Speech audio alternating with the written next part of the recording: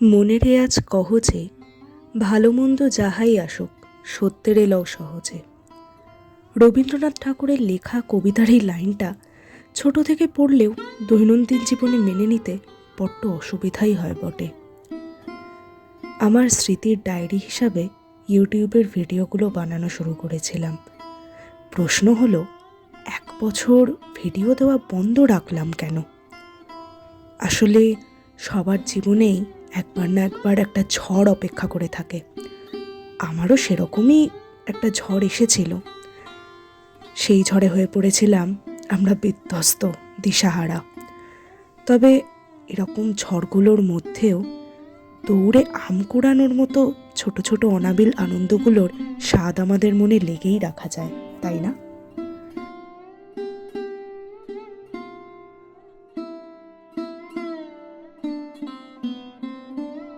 দিনটা ছিল লক্ষ্মী পুজো 2023।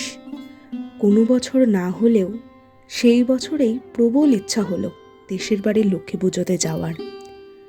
বাবা কোনো কিছুতেই বারণ করতো না। তবে সেদিনের যাব বলায় সেই হ্যাঁতেও যেন কিছু অদ্ভুত ইঙ্গিত ছিল। যথারীতি চলে তো গেলাম। সকাল থেকে শুরু হলো আমার আর মেজদিদির আলপনা দেওয়া। সন্ধেবেলা পুজো, আর দিদি জিজুর হঠাৎ আগমনে হৈ হৈ করে একসাথে ঠাকুর দেখতে যাওয়া।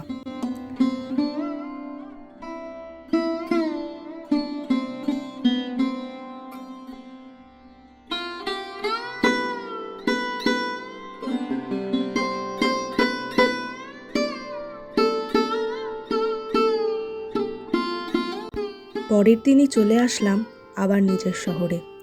প্রথমবার বন্ধুরা মিলে একসাথে ঠাকুর দেখতে যাওয়া বলে কথা, সেটা কি ছাড়া যায়? সত্যি, স্কুলের বন্ধুদের সাথে অনেক দিন পর দেখা হওয়ার পর একটা আলাদাই অনুভূতি হয় না?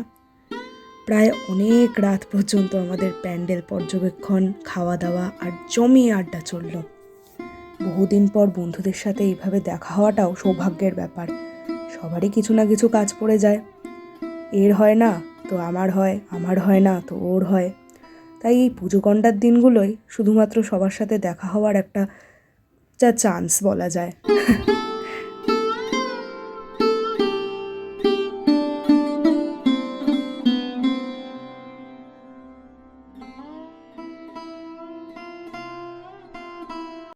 বন্ধুদের সাথে ঘুরে আসার পরে মায়ের সাথেও বেরিয়ে পড়েছিলাম কমপ্লেক্সের সামনে ছোট ছোট পুজোগুলো দেখতে। এমনিতে তো মা কিছুতেই বেরোয় না, পুজো পার্বণের দিনগুলোতে যা জোর করে একটু নিয়ে বেরোনো, আর এই একটু টুকটাক খাওয়া দাওয়া, এগুলো তো চলতেই থাকে।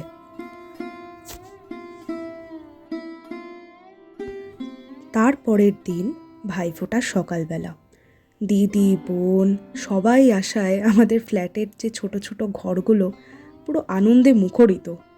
সঙ্গে আরও বিশেষ অতিথি ছিল আমার ম্যামের ছেলে। তিনি তখনও বেশ ছোট, এখন তো তিনি টট্টর করে কথা বলেন। সেই সময় তার খিলখিলানি হাসিতে আমাদের সকাল হয়ে উঠেছিল আরও মিষ্টি।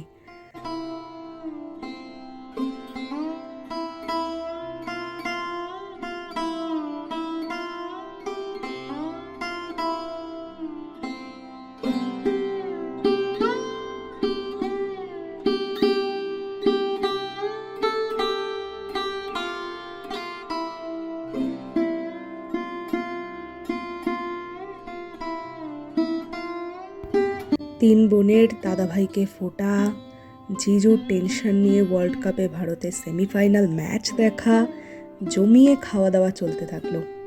আবার সন্ধেবেলা বেরিয়ে পড়েছিলাম ভাই বোনরা মিলে দীপাবলির শেষ রাত ঘুরে দেখতে।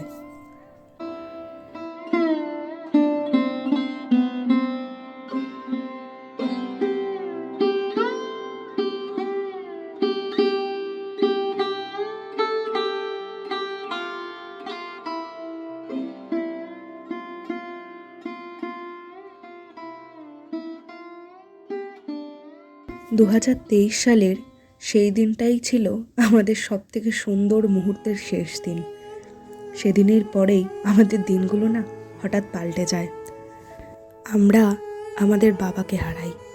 না, আমি কোনো রকম সোশ্যাল প্ল্যাটফর্মে আমার ব্যক্তিগত বিষয় নিয়ে কথা বলতে একদমই পছন্দ করি না, তবে এই 1 বছর আমাকে অনেক কিছু শিখিয়েছে। আমাদের অনেক কিছু শিখিয়েছে। সবার মতোই আমরাও বলতে শিখে গেছি সব ঠিক আছে, কিন্তু আসলেই তো সব ঠিক থাকে না, না?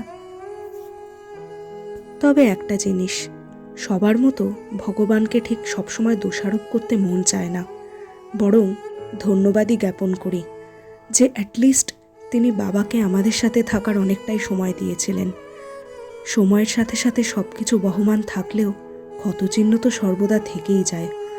তবুও বারে বারে বলি, নিজের ব্যস্ত শিডিউল থেকে সময় বার করে নিজের প্রিয়জনের সাথে সব সময় কাটান, ভালো থাকার মধ্যেই সব কিছু।